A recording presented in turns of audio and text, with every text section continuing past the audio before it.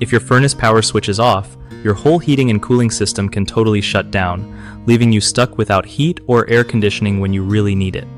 Okay, so the furnace power switch is kinda like the main on/off button for your furnace, and sometimes your outside air conditioner unit too. If that switch is off, your furnace won't get any juice to start up, which means no heat blowing through your vents. Same goes for your outside AC compressor. It won't kick on without power. If you're wondering why your home feels like an oven or a freezer and nothing's happening, that switch is one of the first things to check. Sometimes it gets bumped or accidentally turned off during maintenance or by kids messing around.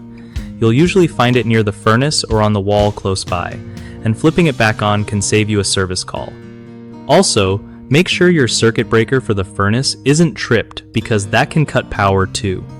And if you're not feeling confident poking around electrical stuff, calling a pro is always a smart move. One of the biggest mistakes with furnace power switches is ignoring it completely when troubleshooting HVAC problems, which wastes time and money on unnecessary repairs.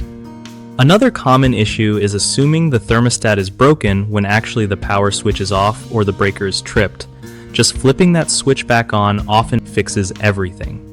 Lastly, some people forget to check the outside AC unit's disconnect switch, which can be different from the furnace one but just as crucial for your air conditioning to work. The fix? Always start with checking all power sources before blaming complicated parts, and keep those switches easily accessible but safe from accidental bumps. BigHomeProjects.com is awesome for homeowners needing reliable local contractors who really know their stuff about furnaces and AC systems. It also helps contractors find steady work by connecting them with people who need real home service pros without all the hassle.